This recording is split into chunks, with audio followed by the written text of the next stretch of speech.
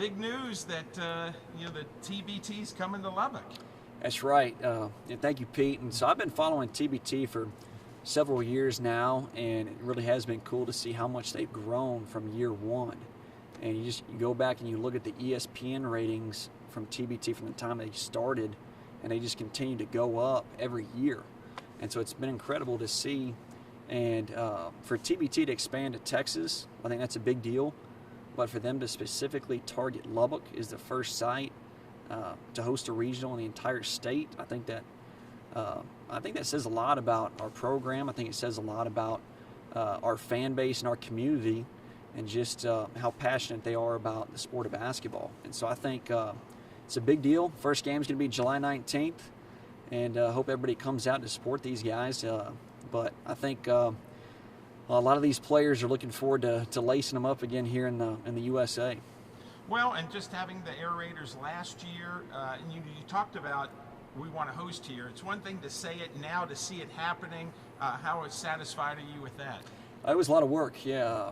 I think it made sense from the very beginning. And so once we formed our team last year, I approached TBT immediately and I said, it would make sense for you guys to come to Lubbock. We just have a huge fan base that love the sport. It only makes sense. And they said, well, it's kind of too late. We've already made our regional selections, this being last year.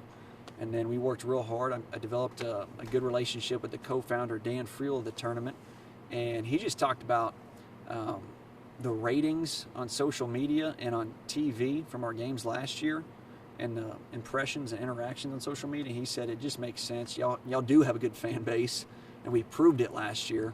And so they were like, yeah, we got to come to Lubbock now. Well, just now that you're here, now people want to know about the team. I know you can't give names now, but I would think every Red Raider of the past, present, is going to want to play and hear that cheer again in the USA. Yeah, and obviously our program, we've developed a reputation for producing a lot of talented players that have gone on to play professionally all across the globe, and we've heard a lot of interest from a lot of different players. Obviously, Tariq Owens, Matt Mooney, and Davide Moretti, they're going to be our first three commitments.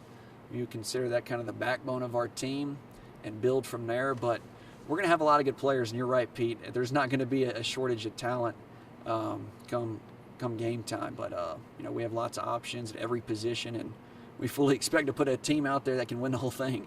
Well, and then, now it's on the fans. They've got to come out. They get to see all these former players again and maybe, break an attendance record in the TBT. Yeah, that would be awesome. And so that's kind of Clark Lambert and I's job. We want to make sure that we put a good product on the court that people want to come out and see.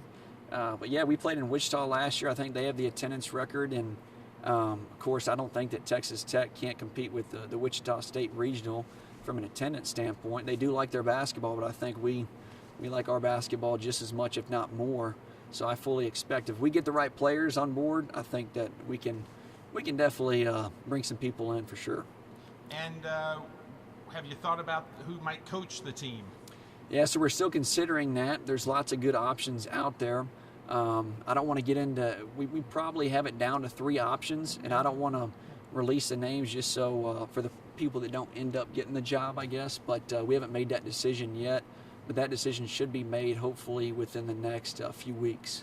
And will you try to have everybody associated with Texas Tech? I know last year that was tough, but now that it's here, is that the goal, to have everybody tied in with Texas Tech? Yeah, so the balance of the TBT is obviously it's a high-stakes tournament with $1 million grand prize, so you want to put the most talented team that you possibly can together.